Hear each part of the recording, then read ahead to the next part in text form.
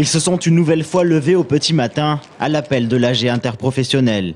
Étudiants, salariés, retraités ou chômeurs, ils ont bloqué le dépôt Fil Bleu de Saint-Pierre pour soutenir les salariés du réseau de bus.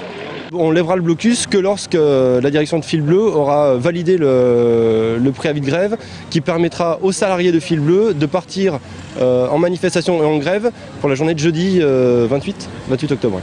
Mais la fatigue se fait sentir. Ils lèveront finalement le camp à 10 h sans obtenir gain de cause.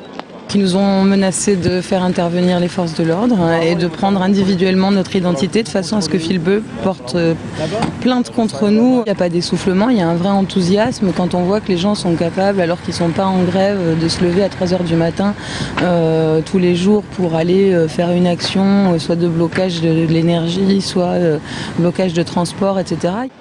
Le directeur de Fil Bleu en personne nettoie la chaussée, alors que le groupe se disperse et a du mal à se décider pour la suite de la journée. On part et puis on va bloquer un rond-point ou quelque chose. Mais on s'en branle, je veux dire. Ouais, mais il faut peut-être s'économiser un peu, quoi. Ça fait 5 heures qu'on est là.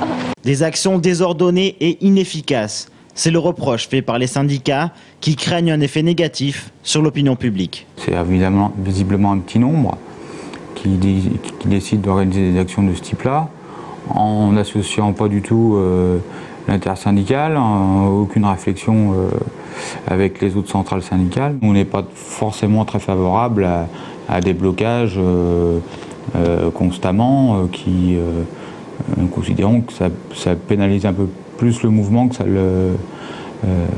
ça l'enrichit. L'intersyndicale compte sur des journées de mobilisation comme celle de demain pour faire plier le gouvernement. Quant aux membres de l'AG Interpro, c'était opération péage gratuit à Chambray en fin d'après-midi.